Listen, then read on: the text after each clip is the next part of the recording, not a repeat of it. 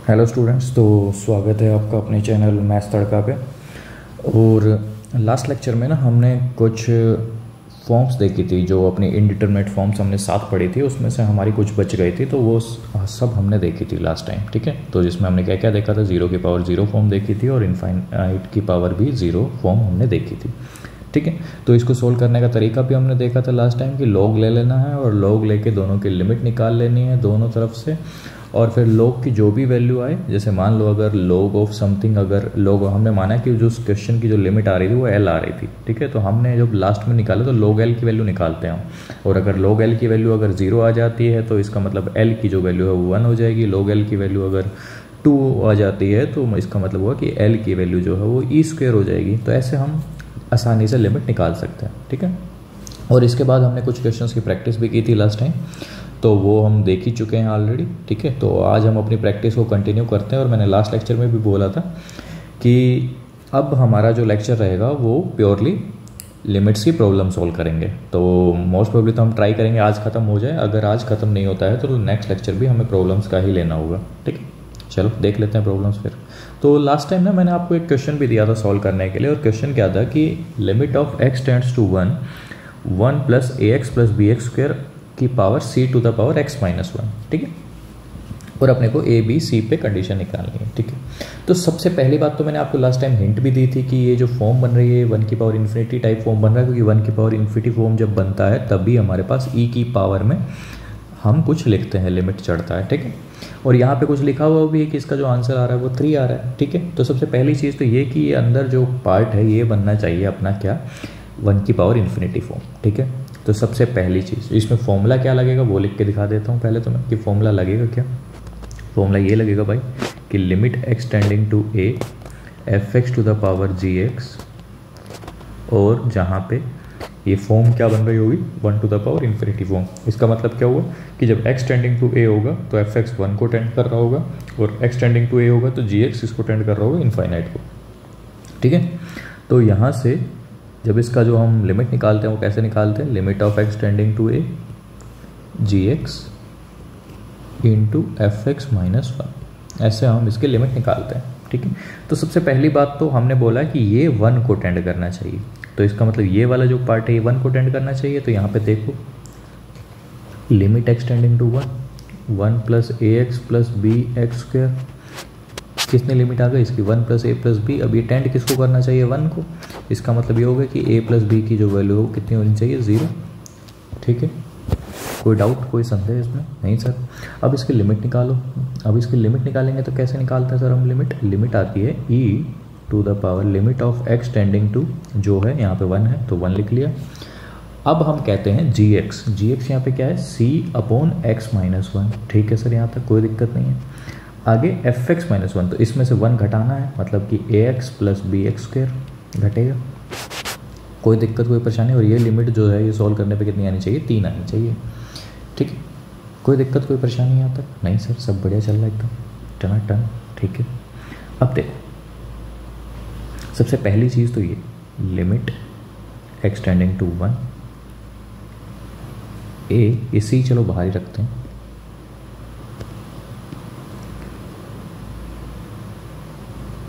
C a x plus b x square और upon x minus 1। ठीक है, यहाँ तक कोई दिक्कत नहीं सर। अब देखो, और हमें इसकी जो लिमिट, अब हम ई को तो हटा ही देते हैं। ठीक है, ई को तो मैं हटा ही दे रहा हूँ, क्यों ही साथ में लेके चलना है ई को, क्योंकि हमें पता है कि ऊपर वाले की जो लिमिट लेके आनी है वो हमें कितनी लेके आनी है 3 लेके आनी है। ठीक है, तो इसको देखना है अपने को कि इसका जो आंसर आना चाहिए वो 3 आना चाहिए। ठीक है,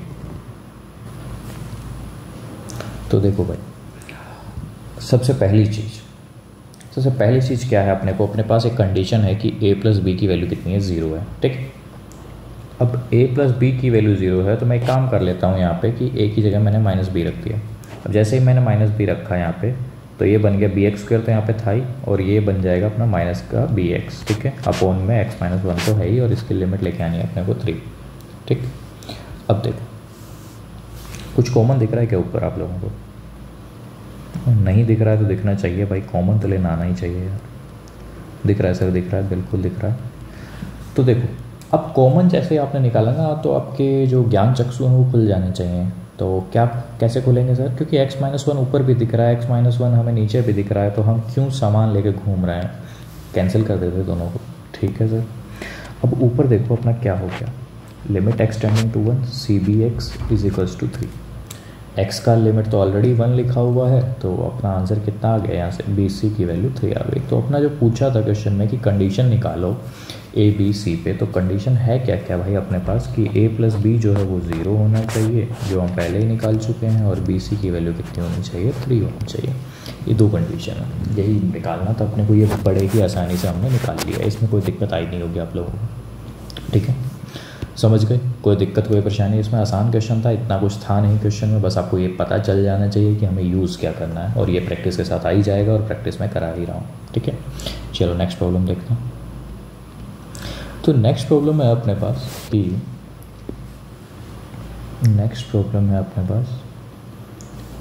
कि इफ़ एच एंड के आर पॉजिटिव। सबसे पहली चीज़ तो एच और के पॉजिटिव है यहाँ पे, और यहाँ पे ये जो सिंबल है किसको इंडिकेट कर रहा है, GIF फंक्शन को। GIF होता क्या है, ग्रेटेस्ट इंटीजर फंक्शन। ठीक है, वैसे तो हम ये जब फंक्शन चैप्टर पढ़ेंगे तो हम पढ़ेंगे, वैसे मैं आप लोगों को बता भी बहुत बार चुका हूँ कि ग्रेटेस्ट इंटीजर फंक्शन होता क्या है। ठीक है, तो मैं आपको एक प्रॉपर्टी बता देता हूँ ग्रेटेस्ट इंटीजर फंक्शन की। अगर हम कोई नंबर x लिखते हैं ना, तो हम x को ऐसे लिख सकते हैं कि वो greatest integer function of x plus fractional part of x। ये अभी के लिए आप याद कर लीजिए, फॉर्मूला है जो हम फंक्शन चैप्टर में पढ़ेंगे।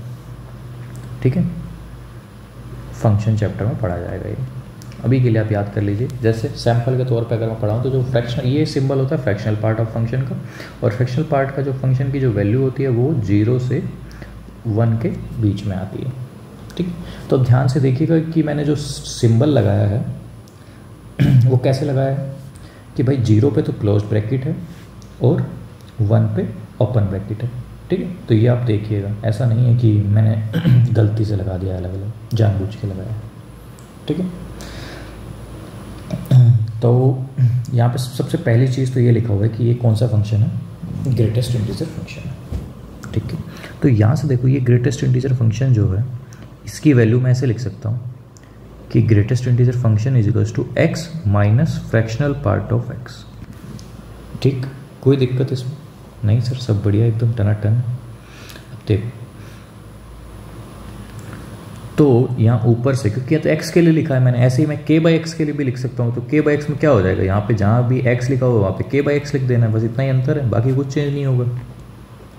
ठीक है सर, तो देखो अब जो लिमिट हमें निकालनी थी 0 प्लस पे x/h, और जो आगे वाला पार्ट था उसकी जगह मेरे को ये लिखना है k/x माइनस, सॉरी यहाँ पे x नहीं आएगा, यहाँ पे आएगा k/x आएगा, k/x, और ये सिंबल है फ्रैक्शनल पार्ट का, और फ्रैक्शनल पार्ट की जो वैल्यू होती है वो कहाँ से कहाँ होती है, 0 से 1 होती है। ठीक है, अब देखो k/x हो गया माइनस, ये लिख दिया। अब देखो इसको अंदर मल्टीप्लाई कर लो, अंदर जैसे ही मल्टीप्लाई करोगे तो x से तो x कैंसिल हो जाएगा, ये कितना बचेगा, k/h बचेगा माइनस x/h और फ्रैक्शनल पार्ट ऑफ k/x। ठीक, और लिमिट अपने को लिखा ही है बाहर कितना, x टेंडिंग टू 0 प्लस। ठीक, कोई दिक्कत कोई परेशानी यहाँ तक नहीं सर? अब देखो k/h तो k/h ही है अपना, उसमें तो कुछ है ही नहीं, लिमिट का सीन ही नहीं है। आगे वाले में लिमिट का सीन रहेगा, लेकिन आगे वाले में जैसे ही लिमिट का सीन रहेगा तो ये 0 है, और ये कोई फ्रैक्शनल पार्ट है जिसकी वैल्यू कहाँ से कहाँ होनी चाहिए भाई, 0 से 1 होनी चाहिए। तो आप लोग समझ रहे हो कि जब ये 0 से 1 है, ये कोई कांस्टेंट नंबर है, और ये ऑलरेडी 0 हो चुका है, 0 इंटू समथिंग हमेशा ही क्या रहता है, 0। तो आंसर क्या आ गया अपना, k/h। कोई दिक्कत कोई परेशानी इस क्वेश्चन में, समझ आ गया होगा। क्वेश्चन जो है वो सिंपल है, फॉर्मूले पे बेस्ड था, और जो फॉर्मूला क्या है अपना, greatest integer function plus fractional part of function is equals to original number. जैसे सैम्पल के तौर पे मैं बताऊंगी क्या लिखा हुआ है मैंने। जैसे कि मैंने माना कोई नंबर है अपने पास कि 4.1, तो 4.1 को मैं ऐसे लिख सकता हूँ 4 प्लस 0.1। ठीक है, जहाँ पे 4 क्या है, ग्रेटेस्ट इंटीजर फंक्शन ऑफ इसका। अब इसका ग्रेटेस्ट इंटीजर फंक्शन यही क्यों हुआ, क्योंकि भाई किसी का भी ग्रेटेस्ट इंटीजर फंक्शन अपने को निकालना हो, जैसे मान लो अपने को निकालना हो 3.9 का ग्रेटेस्ट इंटीजर फंक्शन निकालना हो, तो सबसे पहले तो ये चेक करो कि ये किन दो के बीच में लाई करता है। तो किन दो के बीच में लाई कर रहा है भाई? 4 और 3 के बीच में। ठीक है सर। अब इसमें से इन दोनों नंबर्स में जो छोटे वाला होगा वो उसका ग्रेटेस्ट इंटीजर फंक्शन होगा। नाम में भले ही ग्रेटेस्ट है, लेकिन हमें लेना कौन सा नंबर है? छोटे वाला। ठीक है, तो देखो, तो इसका ग्रेटेस्ट इंटीजर फंक्शन क्या हो गया? 3, और बाकी जो बच गया वो कितना हो जाएगा? 0.9।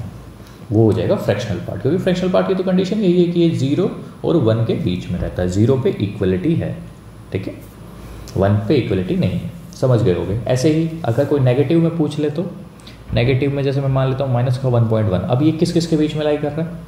अब आप कहोगे सर ये -2 और -1 के बीच में लाई कर रहा है। बिल्कुल। अब -2 और -1 में छोटा कौन है? -2, तो इसका ग्रेटेस्ट इंटीजर फंक्शन कितना हो जाएगा? -2। ठीक है, तो सर इसका फ्रैक्शनल पार्ट कितना होगा? फ्रैक्शनल पार्ट घटा लो भाई, -2 में से ये घटा दो, कितना बच जाएगा? हमें हमेशा फंक्शन में से घटाना है। उल्टा बोल दिया मैंने शायद यहाँ पे, I am not sure, but शायद उल्टा बोल दिया है। अगर उल्टा बोला है तो हम उसको ठीक कर लेते हैं कि हमें हमेशा नंबर में से घटाना है। नंबर कितना है? -1.1, और हमें घटाना कितना है? -2। आंसर कितना आ जाएगा? 0.9। ये कितना? ये क्या है? फ्रैक्शनल पार्ट है। तो ये फ्रैक्शनल पार्ट है, ये ग्रेटेस्ट इंटीजर है। समझ गए होगे आप। तो अब मैं रब कर देता हूँ। चलो, तो ये क्वेश्चन आ गया आप लोगों को समझ में। तो नेक्स्ट क्वेश्चन पे बढ़ते हैं अपन। तो नेक्स्ट क्वेश्चन की प्रैक्टिस स्टार्ट करते हैं। अब नेक्स्ट क्वेश्चन है अपने पास, limit of x tending to 5π/4 और sin x plus cos x है यहाँ पे। तो देखो, सबसे पहली बात तो ये भी ग्रेटेस्ट इंटीजर फंक्शन ही है। तो सबसे पहली क्लास में मैंने आपको जनरली ये बताया था कि हम जनरली ग्रेटेस्ट इंटीजर फंक्शन पे जो है ना, वैल्यू लेफ्ट हैंड साइड में और राइट हैंड साइड में अलग अलग आती है। तो जब भी हमें ग्रेटेस्ट इंटीजर फंक्शन दिखे तो हम डायरेक्ट ये नहीं कह देंगे कि इसकी लिमिट आएगी, हम दोनों तरफ चेक करते थे। तो क्या सर यहाँ पे भी चेक करेंगे? पहले तो इसको वो फॉर्म बनाओ, चेक तो करना ही है। चेक तो ग्रेटेस्ट इंटीजर फंक्शन दिखे तो आप ट्राई करिएगा कि हमेशा ही चेक करें, बशर्ते आप श्योर ना हो। अगर आप श्योर हो तो रहने दीजिएगा, ठीक है। तो चलो पहले तो इसको उस फॉर्म में बना लेते, क्योंकि ऐसे तो हम जज नहीं कर पाएंगे ना कि इसकी वैल्यू क्या आएगी। चलो एक काम करता हूँ मैं आप लोगों के लिए कि मैंने ना आई थिंक आपको जब ट्रिग्नोमेट्री चैप्टर पढ़ाया था तभी बताया था कि हम अगर sin x plus cos x की मैक्सिमम और मिनिमम वैल्यू निकालें तो कैसे निकालते थे हम। सर एक कोई फॉर्मूला था जिसमें हमने इसको किसी से मल्टीप्लाई डिवाइड करके हम कन्वर्ट कर लेते, वही करेंगे जो आप लोगों को याद आ रहा है। देखो sin x plus cos x लिखा हुआ है, बिल्कुल √2 से मल्टीप्लाई कर दिया और √2 से डिवाइड भी कर दिया। sin x plus 1/√2 cos x, ठीक, कोई दिक्कत। ये जो ब्रैकेट है ये अब फ्रैक्शनल, मतलब दोनों का सिंबल सेम ही है, लेकिन चलो आप लोग कंफ्यूज ना हो जाओ, कभी आप इसको भी फ्रैक्शनल पार्ट मान लो, ठीक है। अब देखो, अब ये चीज़ देखो आप कि 1/√2 को मैं ऐसे लिख सकता हूँ, sin x इंटू 1/√2 को लिख लिया मैंने cos π/4, क्योंकि cos π/4 की वैल्यू यही होती है, बिल्कुल सर। ऐसे ही यहाँ पे cos x लिखा था तो इसको मैं लिख सकता हूँ sin π/4, क्योंकि sin π/4 की वैल्यू भी यही होती है, बिल्कुल। तो ये अपना आ क्या गया भाई, रूट sin x प्लस π/4 आ गया, बिल्कुल सही कह रहे हो सर। अब देखो हमें तो हमने इस फंक्शन को ऐसे लिख लिया, ठीक किया, कोई दिक्कत कोई परेशानी यहाँ तक नहीं सर। तो हम ऊपर वाले फंक्शन में जो हमें निकालना था लिमिट x टेंडिंग टू 5π/4, तो हमने इसमें कन्वर्ट क्यों किया है, क्योंकि देखो यहाँ पे 5π/4 है, 5π/4 को जोड़ना π/4 में आसान है, एक हम स्पेसिफिक वैल्यू पे पहुँच जाएंगे वहाँ पे, क्या कहते हो, बिल्कुल सर। तो करो, तो हमने जो sin x plus cos x लिखा था उसकी जगह अब लिख रहे हैं limit x tending to 5π/4 √2 sin x plus π/4, ठीक है, ठीक है सर। अब एक काम करो आप, क्योंकि मैंने आप लोगों को बोला है जब भी आपको ग्रेटेस्ट इंटीजर फंक्शन दिखे तो आप दोनों ट्राई करिएगा कि लेफ्ट हैंड लिमिट भी निकालने का, राइट हैंड लिमिट भी निकालने का। ठीक है, यस सर। तो सबसे पहले हम काम कर लेते हैं राइट हैंड लिमिट निकालने का। ठीक है, तो राइट हैंड लिमिट में क्या होता है कि limit x tending to 5π/4 plus. ठीक है, तो देखो √2 साइन x प्लस π/4, तो हम जब राइट हैंड लिमिट निकालते हैं तो हम क्या करते हैं 5π/4 प्लस h ऐड कर देते हैं। तो put x is equals to, मैं आपको लिख के बोर्ड के तरीके से भी बता दे रहा हूँ ताकि आपको अगर बोर्ड में ऐसा सवाल आए तो आपको कैसे लिख के दिखाना है। तो पुट करना है पहले x equals to 5π/4 plus h, फिर आपको लिखना है कि 4x टेंडिंग टू 5π/4 प्लस, जब x जो है वो इसको टेंड कर रहा होगा तो h किसको टेंड कर रहा होगा 0 को। ये लिखना है आपको अगर बोर्ड में आए तो। जब आप खुद ऑब्जेक्टिव पर्पज से सॉल्व कर रहे हो तो ये सब नहीं लिखनी रहा मैं। ठीक है, √2 साइन, अब 5π/4 प्लस h ऐड किया और π/4 ऑलरेडी है तो ये कितना हो गया भाई 5π/4 plus π/4 is equal to 3π/2 plus h। ठीक कह रहा हूँ, yes sir. Limit h tending to 0 और ये अपना हो जा रहा है √2 इंटू, अब ये साइन 3π/2 प्लस h, मतलब साइन कौन से क्वाड्रेंट में जा रहा है, फोर्थ क्वाड्रेंट में। फोर्थ क्वाड्रेंट में साइन क्या होता है सर, फोर्थ क्वाड्रेंट में तो साइन नेगेटिव होता है, बिल्कुल होता है नेगेटिव, तो वही करना है भाई। फोर्थ क्वाड्रेंट में साइन क्या होता है, नेगेटिव होता है। तो हमें इसको कैसे लिख लेना भाई कि माइनस कोस h। ठीक, अब h टेंडिंग टू तो 0 है तो ये कितना आ जाएगा -√2, और -√2 का ग्रेटेस्ट इंटीजर फंक्शन, मतलब अब -√2 क्या होता है -1.414 का ग्रेटेस्ट इंटीजर फंक्शन। तो इसका ग्रेटेस्ट इंटीजर फंक्शन क्या होता है, क्योंकि हमें √2 की वैल्यू पता ही है ऑलरेडी कि कितनी होती है, इसी के अप्रोक्स होती है, एग्जैक्ट नहीं कह रहा हूँ लेकिन इसी के अप्रोक्स होती है। तो इसका ग्रेटेस्ट इंटीजर फंक्शन ये किस किस के बीच में लाई कर रहा है सर, -2 और -1 के बीच में लाई कर रहा है। छोटा कौन सा है सर, -2, तो यही इसका आंसर हो गया। समझ गए। अब ये तो था राइट हैंड लिमिट, अब लेफ्ट हैंड लिमिट भी निकालो। स्पेस है क्या, नहीं, इसी में ही लिखना है। चलो अब निकालते हैं हम इसकी left hand limit. Limit x tending to 5π/4 minus √2 sine x plus π/4। जब लेफ्ट हैंड लिमिट होगी तो हमें क्या पुट करके देखना है 5π/4 माइनस h। अब वही लिखना है दोबारा कि जब x जो है वो 5π/4 माइनस को टेंड कर रहा होगा तो h किसको टेंड कर रहा होगा 0 को। ठीक है, ये सब कब लिखना है बोर्ड में, जब आप 12th क्लास में या 11th क्लास में जब आप पेपर के जो CBSE वाले एग्जाम्स लिख रहे होंगे उसमें। Limit h tending to 0, √2 sine, अब 5π/4 प्लस π/4 साइन 3π/2 माइनस का h। ठीक है, लिमिट h टेंडिंग टू 0। अब आप ये देखिए 3π/2 माइनस h, मतलब कि ये अपना हो गया 3π/2 और माइनस h मतलब थोड़ा सा कम हुआ है। तो कौन से क्वाड्रेंट में यहाँ पर, थर्ड क्वाड्रेंट में। थर्ड क्वाड्रेंट में साइन क्या होता है भाई, नेगेटिव होता है, तो नेगेटिव हो गया तो माइनस का √2 कोस h। ये सेम ही बन गया ऊपर वाला, तो इसका लिमिट भी कितनी आएगी -2। अब क्योंकि दोनों लिमिट सेम आ गई हैं LHL RHL, तो इसका मतलब लिमिट एग्जिस्ट कर रही है और जिसकी लिमिट का आंसर क्या है अपना -2। कोई दिक्कत कोई परेशानी यहाँ तक, तो इसका आंसर कितना आ रहा है -2। ठीक है, चले नेक्स्ट क्वेश्चन पे। यस, समझ गए होगे क्योंकि मैंने बेहद ही आसानी से समझा रहा हूँ, तरीका भी आसान ले रहा हूँ और लिख भी पूरा रहा हूँ। चलो नेक्स्ट क्वेश्चन देखते हैं। तो नेक्स्ट क्वेश्चन जो है वो कंपोजिट फंक्शन का क्वेश्चन है। कंपोजिट फंक्शन मतलब, कंपोजिट फंक्शन में मैंने आपको कुछ जब प्रॉपर्टीज़ बताई थी कि fx इंटू जी एक्स और fx प्लस जी एक्स वाली प्रॉपर्टीज़ जब मैंने समझाई थी स्टार्टिंग में अलजेब्रा ऑन लिमिट्स, तो आप लोगों को ये भी बताया था। लेकिन चलो नहीं भी अगर आपको याद है तो कोई बड़ी बात नहीं है, इसमें हम आसानी से समझ लेंगे। देखो हमारे पास दो फंक्शन है। सबसे पहली चीज़ तो एक fx लिखा हुआ है, एक gx लिखा हुआ है। ठीक है, यहाँ पे fx है, यहाँ पे gx है। तो सब एक, इसके दो तरीके हैं। एक तो देखो आप क्या काम कर सकते हो कि सबसे पहली बात तो आप इसमें fx x की जगह fx पुट करें और फिर पूरा एक बड़ा सा फंक्शन निकालें। ठीक है, तो फंक्शन अलग अलग वो पीस वाइज फंक्शन निकल के आ जाएगा कि भाई इस लिमिट में ये फंक्शन होगा, इतने से इतने में ये फंक्शन होगा। मतलब जैसे कि मैं मान लूँ एग्जांपल के तौर पर वो अगर हम fx को डालते हैं gx के अंदर तो ऐसा कुछ आ सकता है। मैं अभी ऐसे ही बोल रहा हूँ कि जैसे 0 से 1 के लिए कुछ आएगा, 0 से 1 जब x होगा तो कुछ एक फंक्शन आएगा, 1 से 2 जब फंक्शन होगा तो कुछ और फंक्शन आएगा, -इन्फिनिटी से 0 जब कुछ होगा तो कुछ और फंक्शन आएगा, ऐसे ही 2 से जब इन्फिनिटी होगा तो कुछ और फंक्शन आएगा। तो ऐसे हम इसको 4 इंटरवल्स में तोड़ लेंगे अगर हम एफ को डायरेक्ट डाल दें तो, लेकिन वो थोड़ा हेक्टिक हो जाएगा करने के लिए। अब वो भी हम कर सकते हैं, मना नहीं है, लेकिन वो थोड़ा सा लेंदी हो जाएगा हमारे लिए लिखने के लिए, ठीक है। तो हम यहाँ पे वो सब ना लिख के हम डायरेक्ट अटैम्प्ट कर रहे हैं। तो डायरेक्ट अटैम्प्ट कैसे कर रहे हैं सर? देखो, क्योंकि हमें एक स्पेसिफिक वैल्यू पे ही इसका फंक्शन की वैल्यू निकालनी है, लिमिट निकालनी है। ऐसा नहीं है कि पूरे पे निकालना हो, अगर पूरे पे निकालना हो तो जब तो हम वो करते, लेकिन यहाँ तो नहीं करने की ज़रूरत है। कैसे कि लिमिट x टेंडिंग टू 0 निकालना है, लिमिट x टेंडिंग टू 0, ठीक है। तो देखो,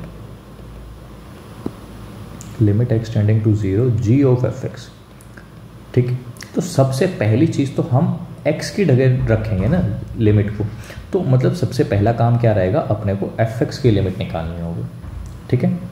तो अब f(x) की लिमिट भी भाई 2 जगह निकल सकती है यार, क्योंकि एक तो 0, क्योंकि जब हम लिमिट निकालते हैं तो हम क्या बात करते हैं, एक बार 0 प्लस पे बात करते हैं, एक बार 0 माइनस पे बात करते हैं। बिल्कुल सही कह रहे हो सर। तो यहाँ पे वही चीज़ करनी है अपने को, जब हम तो लिमिट इसको जब हम अंदर रखेंगे तो limit x tending to 0 plus of f(x) और limit x tending to 0 minus of f(x), ठीक है, ठीक है सर। अब 0 प्लस ऑफ f(x) पे तो f(x) ये है अपना, अब 0 प्लस मतलब 0 से बड़ा, अब 0 से बड़े के लिए फंक्शन क्या है अपना, ये वाला है। सही समझ आ रहा है कि नहीं? देखो, हम जब भी लिमिट निकालते हैं तो हम 2 लिमिट निकालते हैं, एक लेफ्ट हैंड लिमिट, एक राइट हैंड लिमिट। अब क्योंकि यहाँ पे जब हम लिमिट निकालेंगे तो x टेंडिंग टू 0 है, तो यहाँ पे जहाँ भी आपको x दिख रहा है वहाँ पे x टेंडिंग टू 0 रखना है अपने को। तो यही तो है x f(x) के ये अंदर। तो सबसे पहले हम f(x) की वैल्यू निकालेंगे, f(x) की लिमिट निकालेंगे, और जो भी लिमिट आएगी उसको gx के अंदर रखेंगे। समझ गए? Yes sir. तो देखो, सबसे पहले हम गए limit of x tending to 0 plus of f(x) पे। अब 0 प्लस पे फंक्शन ये है, और फंक्शन की वैल्यू क्या है, x प्लस 1। तो 0 प्लस पे वैल्यू कितनी आ जाएगी, 0 प्लस 1। समझे कि नहीं समझे? हमें फंक्शन को देखते हुए चलना है अब, क्योंकि 0 प्लस की बात कर रहे हैं। 0 प्लस के लिए यही फंक्शन है अपना ऊपर वाला। तो यहाँ पे 0 प्लस रख दो। अब 0 प्लस 1 तो कितना हो जाएगा, 1 ही आ जाएगा। तो 0 प्लस पे वैल्यू कितनी आ गई, 1 आ गई, ठीक है सर। ऐसे ही अब हम निकालते हैं 0 माइनस ऑफ f(x) पे। 0 माइनस के लिए फंक्शन क्या है अपना, ये यहाँ पे अगर वैल्यू निकालें तो कितनी हो जाएगी, 2 माइनस 0 2 आ जाएगी। तो देखो, 0 प्लस पे वैल्यू 1, 0 माइनस पे वैल्यू 2, ठीक। अब हमें जो ये लिमिट आई थी, अब ये निकालना किस पे, 1 पे निकालना है। तो देखो, लिमिट x टेंडिंग टू,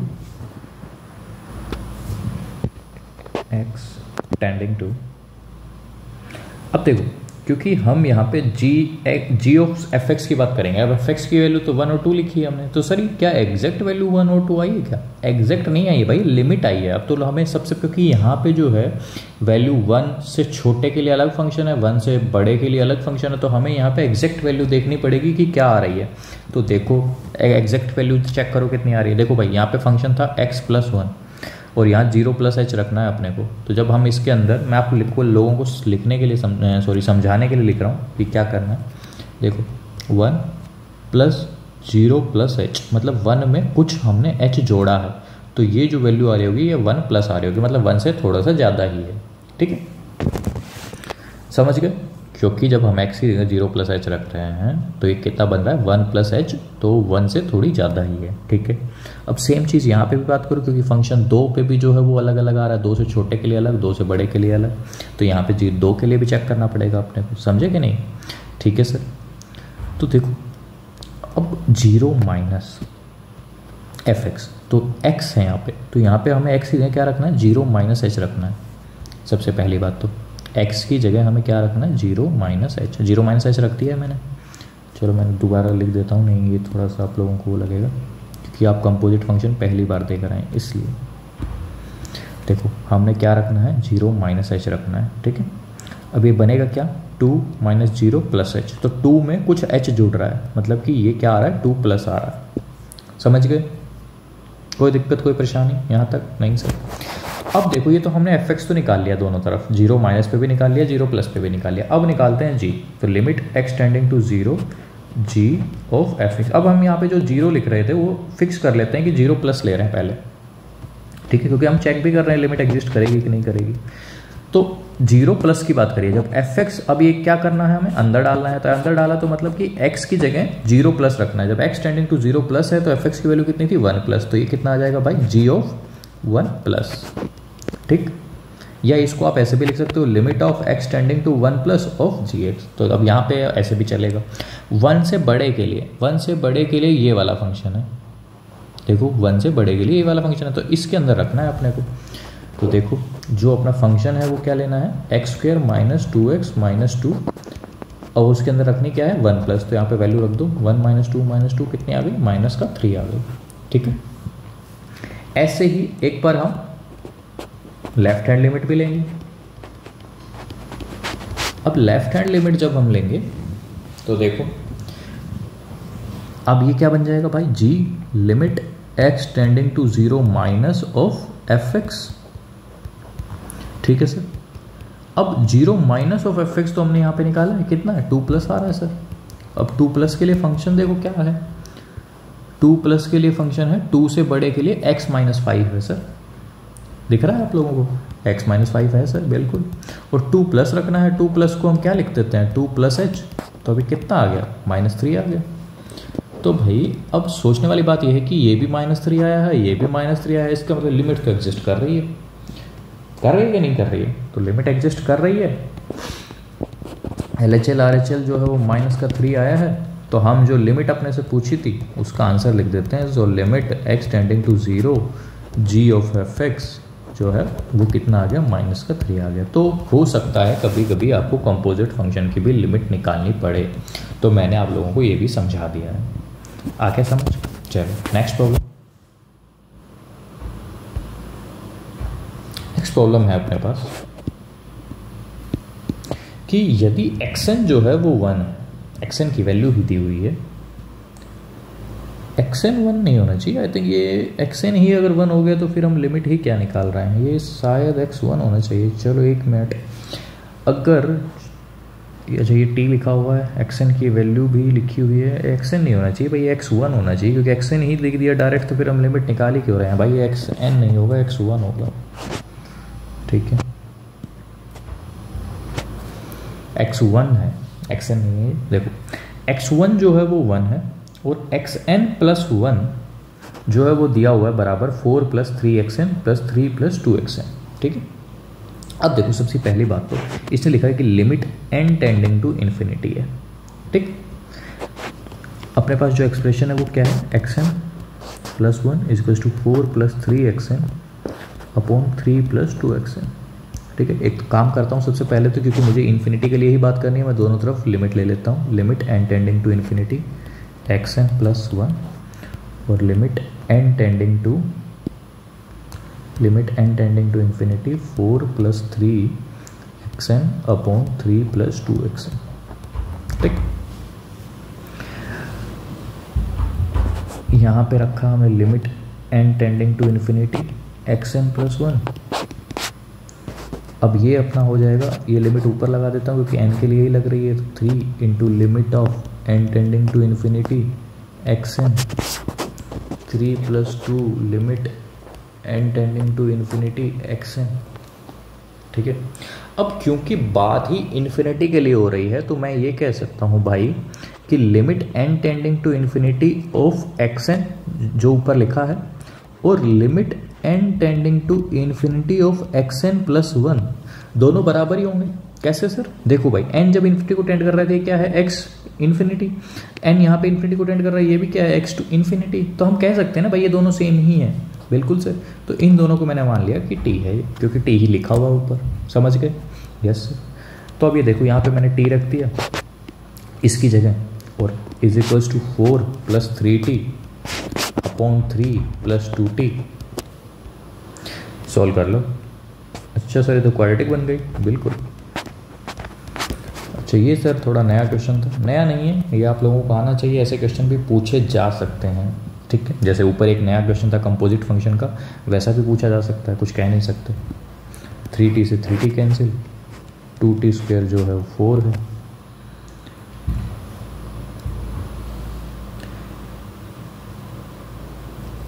तो यहाँ से टी की वैल्यू कितनी आ गई, रूट 2, क्योंकि टी जो है वो नेगेटिव नहीं हो सकता है इसलिए। ठीक है, कोई दिक्कत कोई परेशानी यहाँ तक? अब सर आप अगर एक बात पूछी जाए आपसे कि आपको पता कैसे चला कि टी नेगेटिव नहीं हो सकता, देखो ये जो फंक्शन है ना, यहाँ पे मैंने लिखा हुआ है कि x1 1 है। ठीक है, अगर मैं यहाँ पे n की वैल्यू 1 रख रहा हूँ, अगर यहाँ पे मैं n की वैल्यू 1 रख रहा हूँ, देखो n की वैल्यू 1 रखी तो x2 हो गया ये। 4 + 3 कब है ये? जब n की वैल्यू 1 रखी, अपॉन 3 + 2 कितना आ रहा है? 7/5 आ रहा है। ऐसे ही ये अपना क्या निकल गया है? x2 आया। ऐसे ही मैं x3 निकालूंगा तो वो भी क्या आएगा? पॉजिटिव ही तो आएगा, क्योंकि 4 + 3x2 वो क्या आएगा? जब n की वैल्यू 2 लिखूंगा तो मैं 4 + 3x2 अपॉन 3 + 2x2। x2 ही पॉजिटिव है तो पूरा रिजल्ट भी पॉजिटिव ही आएगा, ऑब्वियस सी बात है। बिल्कुल सर। तो ऐसे में कितनी भी टर्म्स निकाल लूँ आगे, जब अपनी उससे पिछली टर्म अगर पॉजिटिव ही आ रही है और हर कहीं प्लस का ही साइन है, तो ओवरऑल जो फंक्शन है वो हमेशा पॉजिटिव ही आएगा। भले ही वैल्यू कम होती जा रही है लेकिन वो नेगेटिव में नहीं चली जाएगी, कम होने का मतलब है। ठीक है, वो वैल्यू रहेगी पॉजिटिव ही हमेशा। समझ गए? Yes sir. तो इसीलिए मैंने यहाँ पे लिखा है कि नेगेटिव पॉसिबल नहीं है। S xn must be greater than 0। कहाँ से? ऊपर मैंने समझा दिया आप लोगों को। ठीक है, चलो नेक्स्ट प्रॉब्लम लेते हैं। अब ये नेक्स्ट प्रॉब्लम है, ये हल्का सा टच देगा आपको सीक्वेंस एंड सीरीज का। ठीक है सर, चलो देख लेते हैं इसको भी। देखो हमें पता है कि सीक्वेंस एंड सीरीज में हमने सीखे थे कुछ फॉर्मूले कि समेशन ऑफ n³ जो था 1³ + 2³ + 3³ अप टू ऐसे ही n³ तक जो था, इसका कुछ फॉर्मूला हमने सीखा था। क्या सीखा था?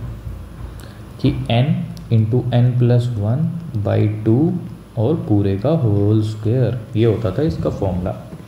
ठीक है, तो क्या यही फॉर्मूला हम यहाँ पे यूज़ नहीं कर सकते? करना है sir.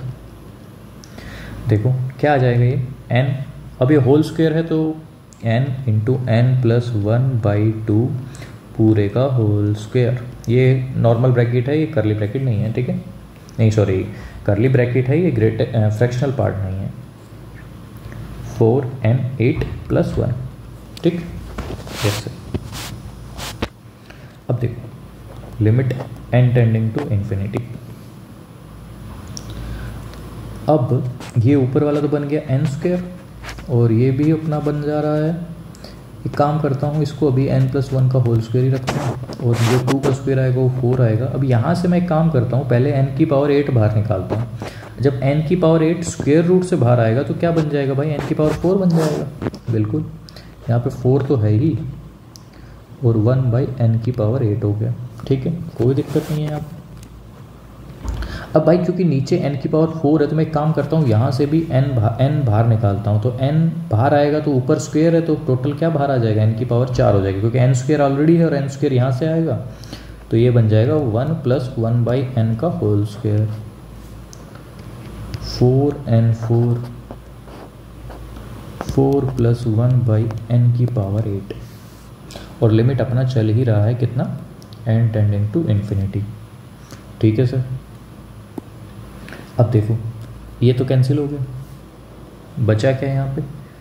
Limit n tending to infinity 1 + 1/n का होल स्क्वायर अपॉन 4 + 1 की पावर n/8। अब देखो n टेंडिंग टू इन्फिनिटी है तो 1/n 0 हो जाएगा, तो ये 1 हो गया, ये 4 हो गया और ये आ गया 4 + 0। तो ओवरऑल जो रिजल्ट है वो कितना आ गया भाई? 1/8। ठीक है, कोई दिक्कत कोई परेशानी आप लोगों को इसमें? आसान क्वेश्चन था, बस आप लोगों को ये पता होना चाहिए था कि ये किसके बराबर होता है, नहीं तो ये क्वेश्चन सॉल्व करना थोड़ा सा टिपिकल हो जाएगा आप लोगों के लिए, अगर आपको ये नहीं पता है तो। ठीक है सर। अब नेक्स्ट प्रॉब्लम है अपने पास, ये केवल जो प्रॉब्लम ये लेके आया हूँ मैं, ये प्रॉब्लम है सिर्फ सोचने वाली। इसमें अपने को इसके अलावा कुछ नहीं करना, सिर्फ सोचना है। अच्छा, मतलब पेन चलाना नहीं है क्या सर? हाँ, अगर आप बिना पेन चलाए कर सकते हैं तो बेहद ही अच्छा होगा। चलो ट्राई करते हैं। सबसे पहले तो देखो लिखा हुआ क्या है उस पर ध्यान देते हैं पहले। ये देखो कोस की पावर एक्स है, कोस की पावर एक्स है यहाँ पे, मतलब कि हम इन्फिनिटी बार लेंगे। चलो ठीक है, पहले तो मैं अंदर वाला पार्ट लिखता हूँ। कोस पाई एक्स 3x + 1 लिखा हुआ है, ठीक है। अब क्योंकि यहाँ पे लिमिट जो है वो एक्स टेंडिंग टू इन्फिनिटी है, तो मैं एक काम करता हूँ, सबसे पहले मैं इसको x से डिवाइड कर देता हूँ। इससे क्या होगा, अभी देखो इससे ये होगा, क्योंकि लिमिट तो है ही एक्स टेंडिंग टू इन्फिनिटी, ठीक है। अब देखो लिमिट जब x टेंडिंग टू इन्फिनिटी होगी तो ये क्या होगा, ये भाई 1/x किसको चला टेंड कर जाएगा, 0 को। तो ये ओवरऑल जो रिजल्ट है ये टेंड किसको कर जाएगा भाई, cos π/3 को, ठीक है। और cos π/3 क्या होता है, 1/2 होता है। सही कह रहा हूँ, यहाँ तक कोई दिक्कत किसी को नहीं सर, सब बढ़िया चला यहाँ तक, बिल्कुल। अब क्योंकि पावर में x भी था, पावर में x भी था, यहाँ पे पावर में x भी था तो x भी लगा देते हैं। ये केवल समझाने के लिए लिख रहा हूँ मैं, ठीक है।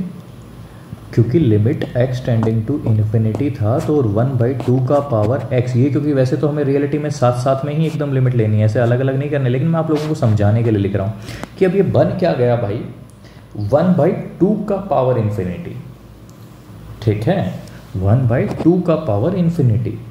तो ये वैल्यू क्या होती है भाई, जब भी कोई नंबर 0 से 1 के बीच का होगा, जब भी कोई नंबर 0 से 1 का बीच का होगा और उसका पावर अगर हम इनफाइनाइट ले रहे होंगे तो वो हमेशा रिजल्ट 0 आएगा।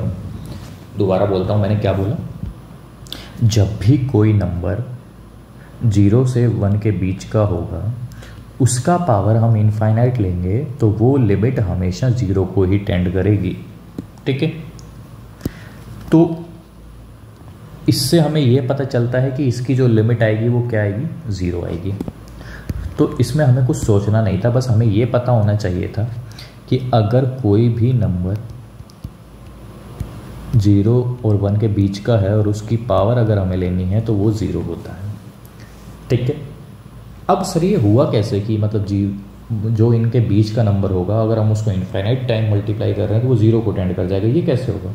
देखो यहाँ पे 1/2 आ रहा है, 1/2 था ओरिजिनल नंबर, 1/2 का पावर मैंने 2 किया तो कितना हो गया भाई, ये जब 1/2 था फिर हो जाएगा 1/4, फिर हो जाएगा 1/8, फिर हो जाएगा 1/16, फिर हो जाएगा 1/32, फिर हो जाएगा 1/64, ठीक। ऐसे ही इनफाइनाइट तक लिखना है मैं, लेकिन आपको इसी का ही ऑब्जर्व करके दिखाता हूँ भाई। देखो 1/2 कितना होता है, 0.5, 1/4 कितना होता है भाई, 0.25। तो देखो भाई कितना छोटा हो गया, जस्ट आधा हो गया। और अभी तो हमने सिर्फ पावर 2 किया, इनफाइनाइट करना है मतलब कि रुकना ही नहीं है। फिर 1/8 0.125, फिर इसका भी आधा तो 0. कितना हो जाएगा भाई, 0.625, ठीक है। चेक कर लेना कैलकुलेशन वगैरह। तो भाई ये तुम यहीं पे देख लो कि जब मैंने पावर जो है अपनी कितनी करी भाई, जब मैंने पावर सिर्फ 4 ली है, जब मैंने पावर सिर्फ 4 ली है तभी पावर में जो है वो 0.0625 हो गया, इतना छोटा चला गया पावर 4 लेने पे। पावर जब मैं इनफाइनाइट लूंगा तब तो वो कितना ही छोटा हो जाएगा भाई, वो 0.00000 बहुत छोटा हो जाएगा भाई। जब हम पावर क्या लेंगे, इनफाइनाइट लेंगे, और दैट मीन्स कि वो क्या हो जाएगा, टेंडिंग टू 0, ठीक है। समझे कि नहीं समझे।